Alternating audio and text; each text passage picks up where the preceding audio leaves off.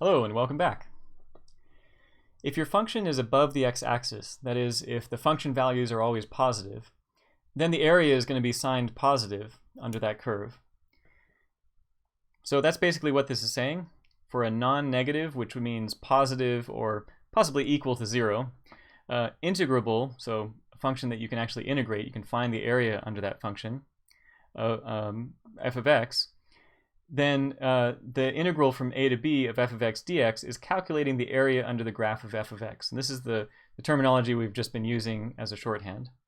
But remember, if f of x is ever negative on the interval from a to b, then we're computing net area.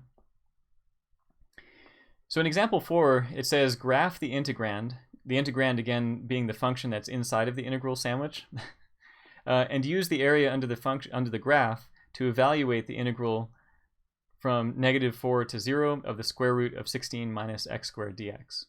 Now this integral is a little challenging to do. You learn some techniques in calculus 2 to be able to handle this integral, but if you can get away with converting this into an area that you know about, then that's going to be much simpler than evaluating this integral, trying to figure out what tricks you can use to evaluate this integral. So let's figure out how we can graph this, the square root of 16 minus x squared.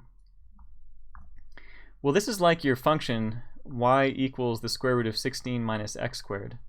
If we square both sides and add the x squared to the left, you might notice that what we have here is a circle with radius 4, right? This is like x squared plus y squared equals r squared. This is a circle with radius 4. But you know, our actual function is the positive square root of 16 minus x squared. So for any x value you plug in here, it's going to be non-negative. It's going to be either 0 at the smallest or positive. So when we draw this, it's only going to be the half circle that's above the x-axis. Let's draw that. Here's the circle with radius 4 that's above the x-axis. At least an attempt of a circle above the x-axis. So that's a picture of what this function looks like. That's a picture of the integrand.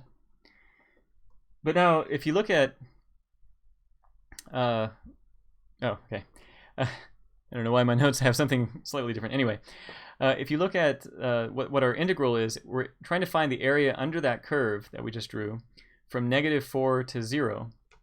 In other words, we're trying to find this area right here.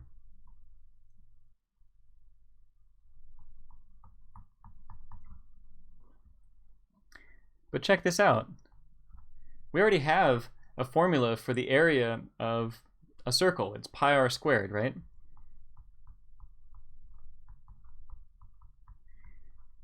Except this isn't the full circle. This is 1/4 of the full circle, right? This is a quarter of a slice of the pizza. So it's going to have a quarter of the area. So what we can write over here is that this is a quarter of the area of a circle with radius 4, which is 4 pi. This way, we can figure out what this integral is without having to do any kind of tricky business in evaluating this. We can just graph to see what the graph looks like, and then find the area under the curve using some other formulas that we know about. What about, as it says in example 5, we do 1 plus the square root of 16 minus x squared? How does that change the graph of the function? So if you said it shifts the graph up by 1, that's correct. So instead of this point right here, -4, 0, it's going to be -4, 1. Instead of 0, 4, it's going to be up here at 0, 5. And instead of 4, 0, it'll be at 4, 1.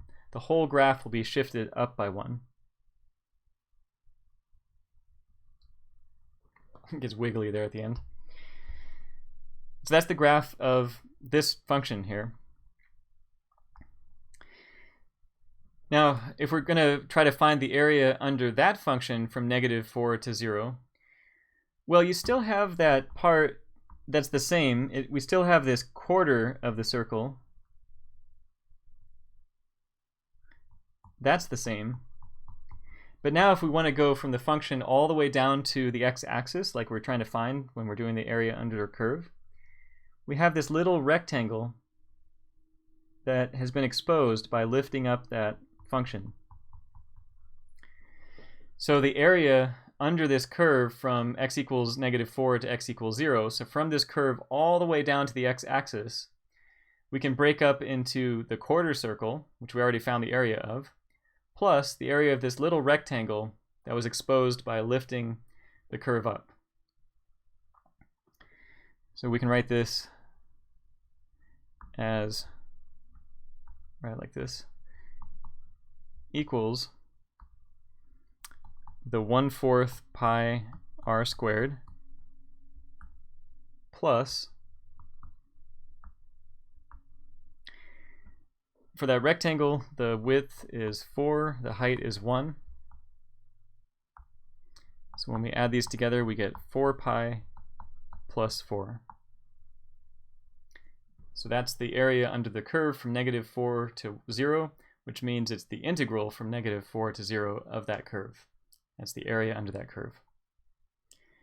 Thanks so much for watching, and see you next time.